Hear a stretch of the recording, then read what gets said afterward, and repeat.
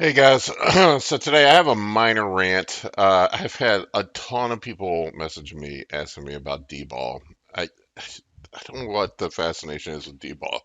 D-ball is absolute garbage. It's the most, hands down, in my opinion, the most overrated steroid, and one that I just would not even use. I wouldn't recommend anybody use it. It is absolute poo-poo, and I'm gonna tell you why. So.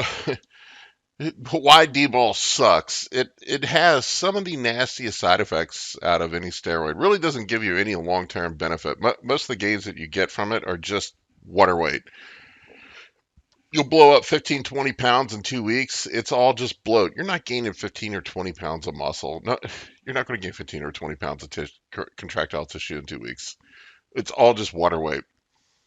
Um, what a lot of people don't know too is that it doesn't just convert to estrogen. It converts to a version of estrogen that is estrogen on steroids itself. It's called methyl estradiol.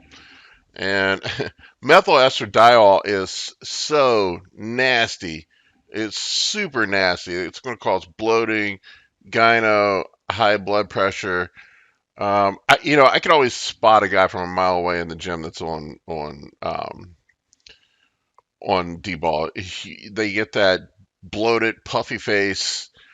They get that red sheen from their blood pressure being 150 over 100, and they just look like shit. I think I call it gym big, where you look big in the gym, but you look like shit on the stage if you jumped on the stage looking like that. Um, D-ball also suppresses HDL significantly, or suppresses. I'm sorry.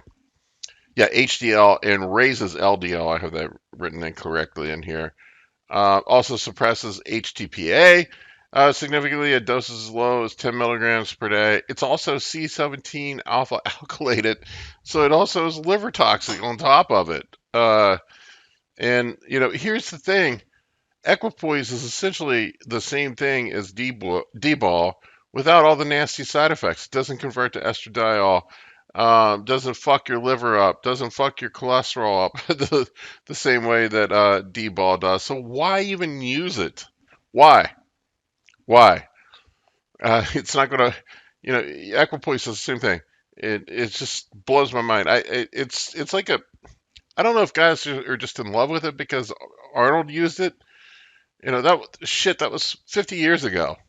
Um, Things have progressed since then. I mean, the way those guys back then didn't even use anti-estrogens. They didn't use tests. They didn't use insulin. They didn't use GH. I mean, things have progressed significantly since then.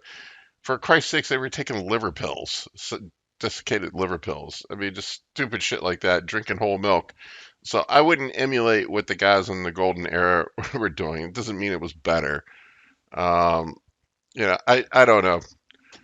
If you like D-ball, rock on with it. I could see maybe using it as a pre-workout here and there, but it's just fucking garbage. There's just no, for me in a bodybuilding world, there's just no need for it. I've used it in the past when I was younger. I think I took 50 milligrams of it, and it definitely made me grow man boobs. My blood pressure went up by 50 points. I got the worst cramps I've ever gotten in my life. Lower back cramps. Anybody who's taken D-ball will know about the lower back cramps and the swollen ankles. And my ankles were so swollen that I could barely walk. I couldn't even hardly walk. Suppressed my appetite.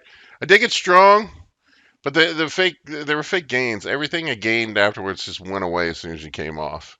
Um, I don't know. Choose something better.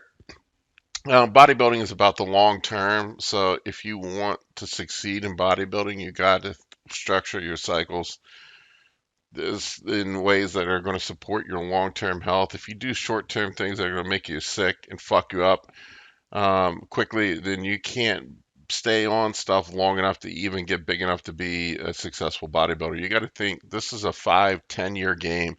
On average, it takes 10 years to become a pro bodybuilder, from what I understand. That's what Steve Weinberger, I believe, was quoted on saying that an average pro bodybuilder toils around the amateur ranks for something like 8 to 10 years before they become a pro bodybuilder. So you have to be able to sustain this shit for 10 years. You're not going to do it taking orals all the time. Just stay away from the orals except for contest prep.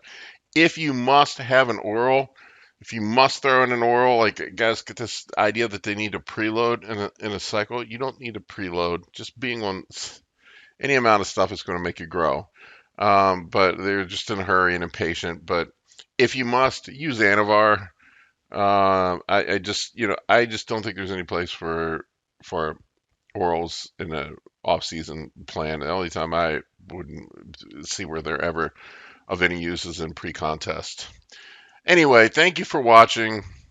Please like and subscribe. I get a lot of people watching my channel, but not a lot of people subscribing. Feel free to ask any questions. If you have suggestions for other videos you'd like me to make, I'm happy to make them.